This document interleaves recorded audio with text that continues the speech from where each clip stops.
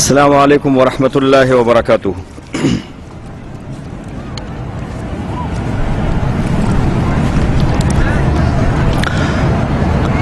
الحمد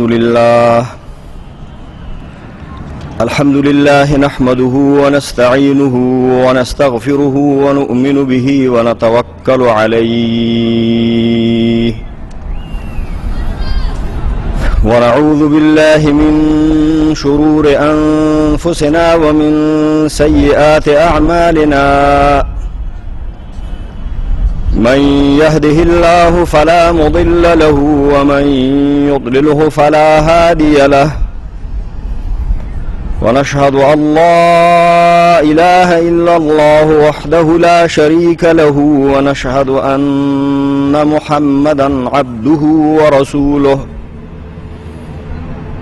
ونشهد أن لا إله إلا الله وحده لا شريك له ولا نظير له ولا وزير له،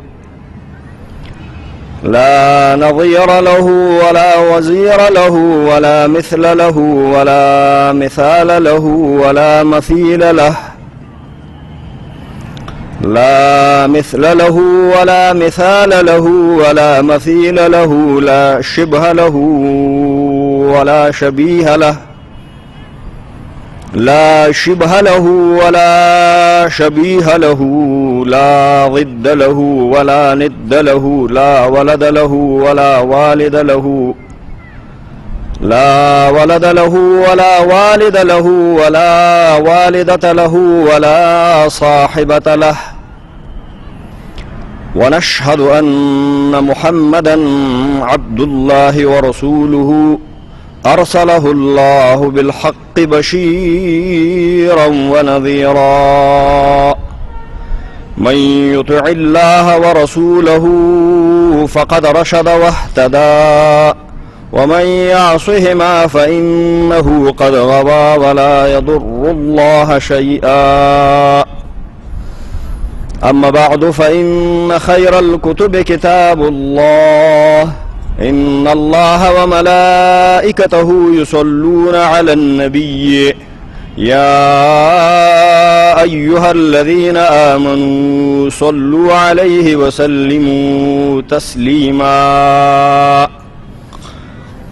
اللهم صل على محمد وعلى آل محمد كما صليت على إبراهيم وعلى آل إبراهيم إنك حميد مجيد.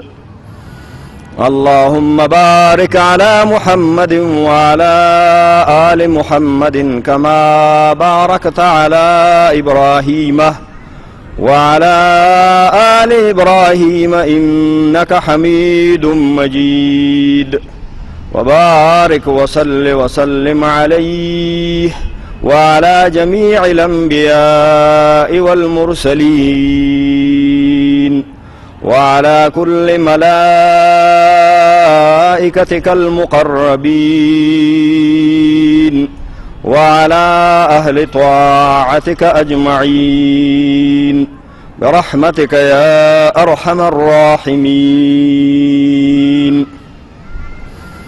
ربنا ظلمنا أنفسنا وإن لم تغفر لنا وترحمنا لنكونن من الخاسرين. ربنا إننا سمعنا مناديا ينادي للإيمان أن آمنوا بربكم فآمنا، فاغفر لنا ذنوبنا وكفر عنا سيئاتنا وتوفنا مع الأبرار. ربنا لا تزغ قلوبنا بعد إذ هديتنا وهب لنا من لدنك رحمة إنك أنت الوهاب.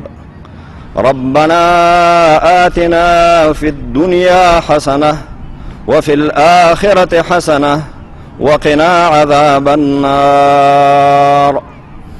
رب اشرح لي صدري ويسر لي أمري واحلل عقدة من لساني يفقهوا قولي.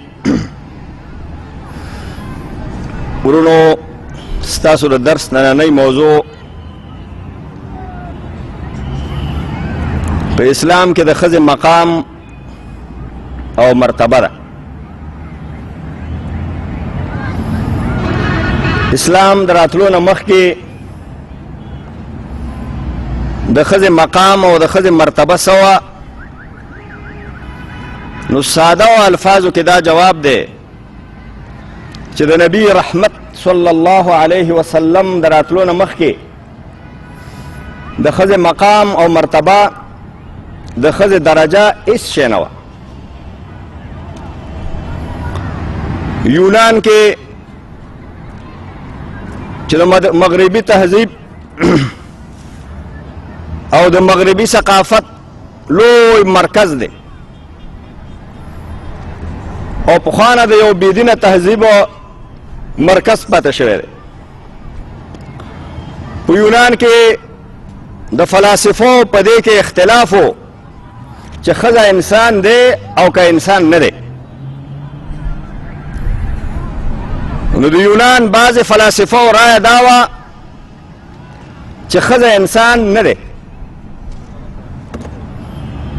ښځه حیوان دی، زناور دی، د انسان د فایدې دپاره او د انسان د خدمت دپاره، یعنی د سړي د خدمت دپاره او د سړي د فایدې دپاره الله رب العالمین پیدا کړی.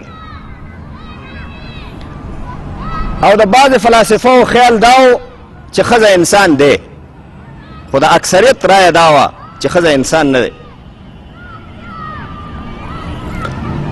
همدغه شان په د انګریزانو په وطن کې، په جرمني کې، په اټالیا کې، په فرانسه کې، په ټول اروپا کې او مغرب کې د ښځې هېڅ حق نه و. ښځې ته په میراث کې برخه نه ورکوله. نن نه 200 کاله مخکې پورې په ټول مغرب کې د ښځې څه مقام او مرتبه نه وه او د ښځې په هېڅ حق باندې مغربي دنیا او د مغربي دنیا عالمان او پوهان او مشران او فلاسفه قانع نه. اسلام چې کله د نبی صلی الله علیه وسلم په لاس باندې دنیا ته راغی، نو قرآن عظیم الشان دا اعلان وکړ چې ښځه خو انسان دی، انسان دی، بلکې قرآن د دې نه اوچت اعلان وکړ چې ای خلکو د ښځې په انسان کېدو کې شک مه کوئ. د انسانیت آغاز او د بشریت آغاز د یو نر او د یو ښځې نه شوی دی. د انسانیت آغاز د یو نر نه او د یو ښځې نه شوی. یا ایها الناس انا خلقناکم من ذکر و انثی، اے خلقو، اے انسانانو، من تاسو پیدا کړي د یو نر او د یو ښځې نه. وجعلناکم شعوبا وقبائل لتعارفوا، او تاسو نه مو قبایل او ډلې او طایفې جوړې کړې دې لپاره چې یو بل وپېژنئ. ان اکرمکم عند الله اتقاکم، بېشکه عزتمن د الله په نزد باندې په انسانانو کې هغه دي چې الله نه یریږي. که ښځه د الله نه یریږي هغه ډېره عزتمنه ده، که سړی د الله نه ویریږي هغه ډېر عزتمن دی. سړی یوازې په همدې باندې عزتمن نه دی چې دا سړی دی. ښځه یوازې په همدې باندې ذلیله او سپکه نه ده چې دا ښځه ده. هره ښځه درنه ده، هره ښځه عزتمنه ده چې د الله نه ویریږي. هر سړی عزتمن او دروند دی چې د الله نه ویریږي. چې څوک د الله نه ویریږي همغه ذلیل دی، چې څوک د الله نه ویریږي همغه سپک دی.